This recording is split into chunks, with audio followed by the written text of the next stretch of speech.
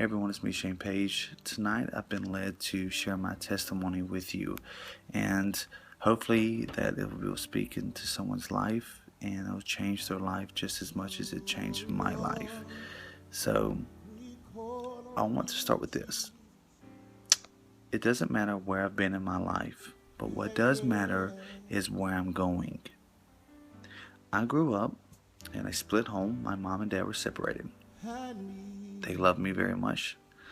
They worked a lot, and I honored them very much, and I still have a great relationship with my family.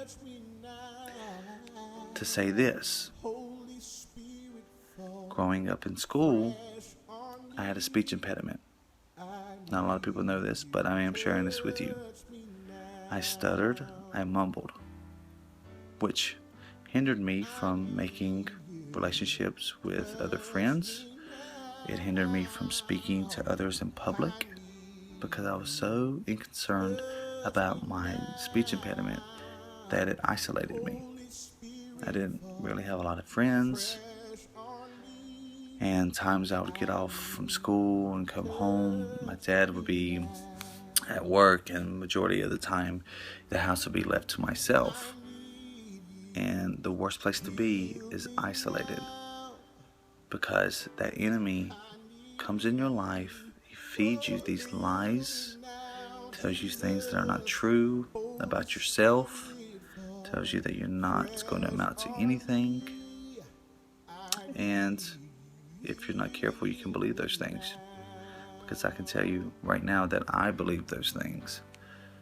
Watching my friends grow up, going to schools, getting major scholarships, graduating with bachelor degrees, majors, master degrees, seeing other friends getting these jobs that they always dreamed of, see people have a special skill or a special trade.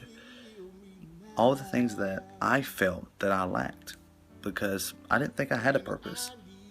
I couldn't work on a car, I couldn't do this, I couldn't do that. I thought my skills and my trade didn't have any. And that made me feel unaccepted. That made me feel that I didn't have a purpose in my life, and it would just be better if I wasn't a part of this world.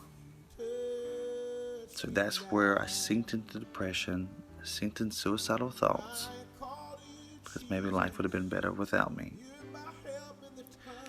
To say that, we all try to fill a void in our life.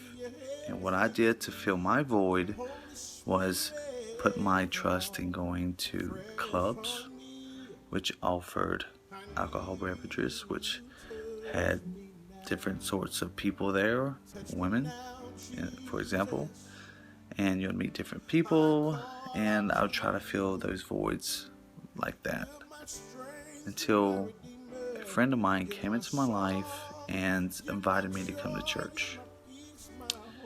He did this multiple times. I told him that I would come, but I was not a man of my word, and I did not come on Sundays because majority of the time I was coming in late Sunday morning from the club, and I would sleep pretty much all afternoon. But one Sunday I did decide to go to church with him because I felt that if I didn't go, I would lose his friendship. I didn't feel going to church because I didn't want to hear a sermon. I didn't want to hear what the pastor had to say because honestly, I felt like God has betrayed me. Because you see all these other people moving up in life and I wasn't going anywhere. I felt like a failure. And I was rebellion, I was broken. I ended up sitting inside that auditorium and listening to that pastor speak, and it felt like that message that he spoke was directly towards me. Doesn't matter how many people was in that auditorium, the only person that I could see was that pastor as he was speaking those words, and how it was implanting in my life because it was talking about the same situation I was going through. And I had a head-on collision with Christ. On October 7, 2007, I gave my life to Christ. I was delivered from depression. I was delivered from suicidal thoughts. I ended up meeting my wife, who has supported me and encouraged me. I ended up having 2 beautiful children that I love very much, and that each and every day that I try to implant those principles inside their lives so they will not go through what I went through. But going through life, there's been people that come into my life and tell me, Shane, you're not going to be able to do this. Don't waste your time. When I told them I was going to modeling, they said you're not going to do it. You don't have the looks for it. So I went into modeling. I ended up signing 1 job. But I did it. Even when people told me I couldn't do it, I did it.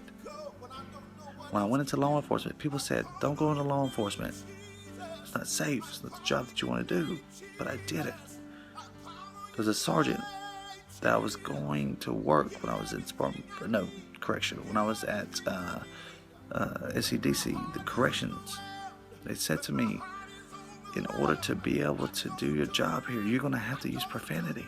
And I said in the back of my mind, I said, no, I am not going to do profanity. And I bet you I can do my job and do my job better without using profanity. So today I can say comfortably that I don't use profanity. I went into bodybuilding. People said, my gosh, you can't do bodybuilding.